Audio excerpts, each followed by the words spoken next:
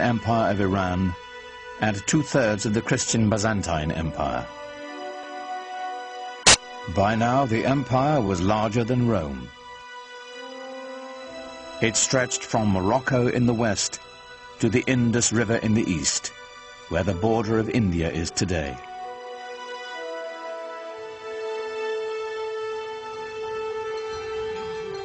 How had it happened that so small an army could conquer an area so large, so fast, so easily?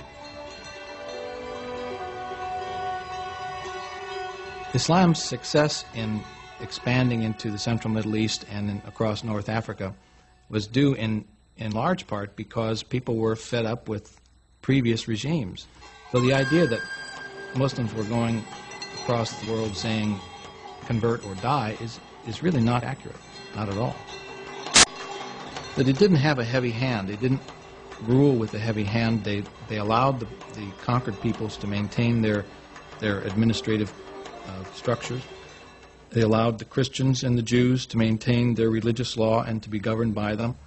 And so, in many cases, conquered peoples did not feel the presence of the new regime very heavily.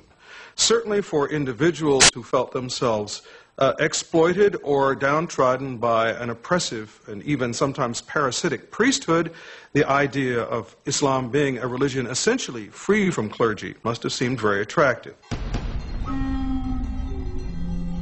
It's the times that creates the movement and sometimes the men. The Roman Empire had collapsed, the Byzantine Empire wasn't strong enough. There was a need for a new vision, a new way of looking into life. And I think what happened at that time, Muhammad's mission, filled the void that the societies wanted. They really wanted some sort of solidarity in their lives. The lessons of the Quran, so successful for the Muslims in Medina and Mecca, were playing out on a global scale. As the conquest swept through Syria, the Muslims held their Friday prayers in the Church of St. John the Baptist in Damascus, allowing its Christian congregation to continue their services on Sunday. Side by side, the two faiths shared the same building, in peace.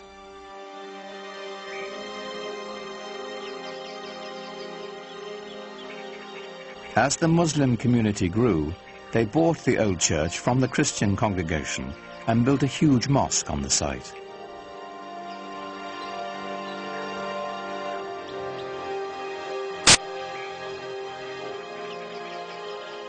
With Byzantine artisans, they decorated it with golden mosaics of an Islamic paradise.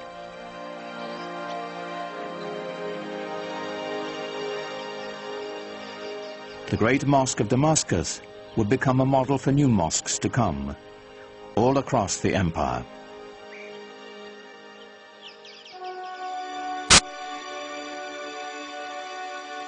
The Arabs transformed their conquered lands, maintaining, improving, or expanding the infrastructure. In Tunisia, building on Roman ruins, they devised an ingenious system of water purification, using gravity to separate fresh water from sediments. Part of this system were these two enormous basins that they built outside the city walls. The clean fresh water would flow over into the larger basin, where it would then be distributed by pipes to the city. This is, hundreds of years before anyone in Europe ever thought of having running water.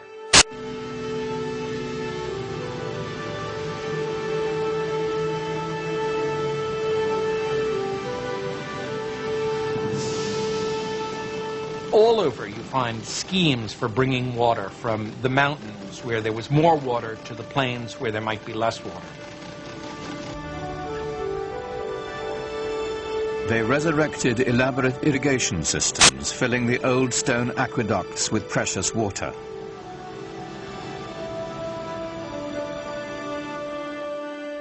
agriculture flourished as life-giving staples like wheat were introduced to the Mediterranean region.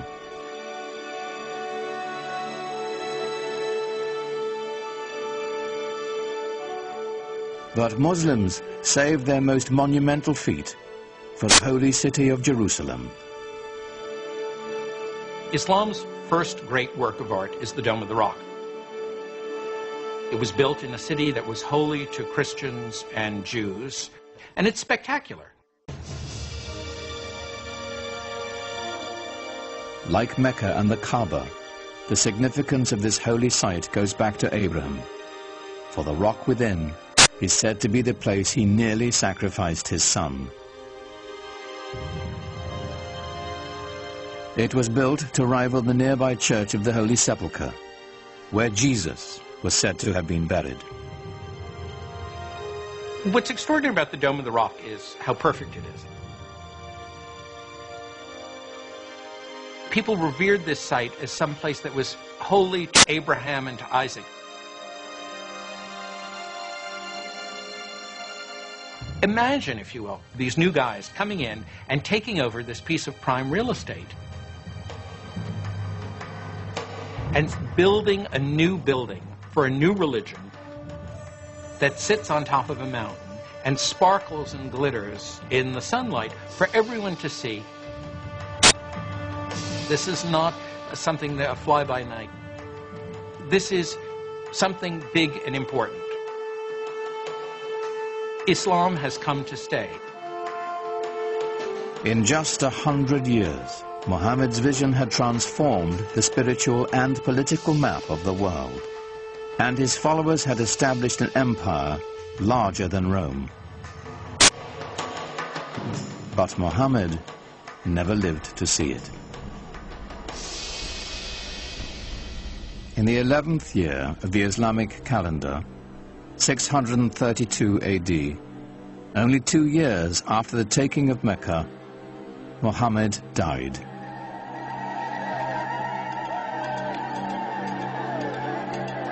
Medina fell into despair. For days, the city was consumed with sorrow and ceremony. He's known to have said that he wanted to be buried very simply, with no marker over his grave. He didn't want people to worship his grave. That would interfere with their worship of God. God had spoken to them only through Muhammad. Now that the Prophet had left them, perhaps God would as well.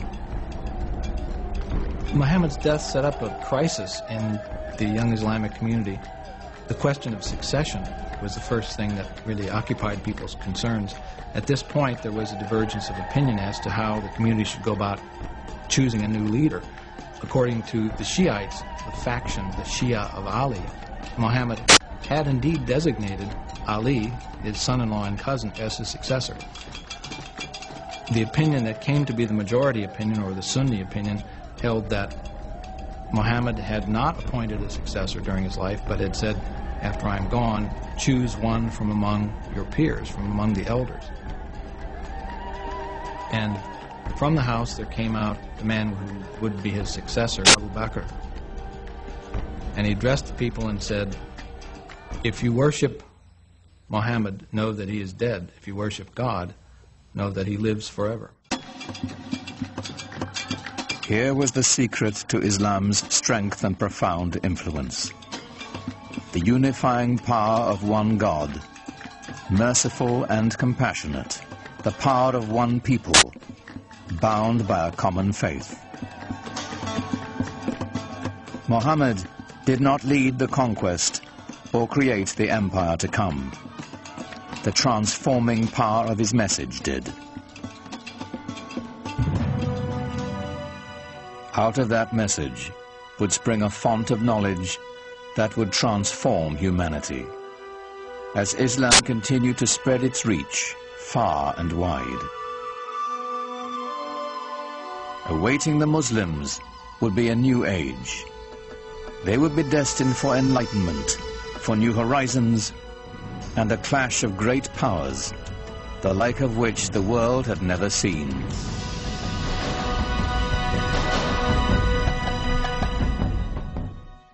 During the 7th and 8th centuries AD, a powerful new faith was about to change the world, the faith of Islam.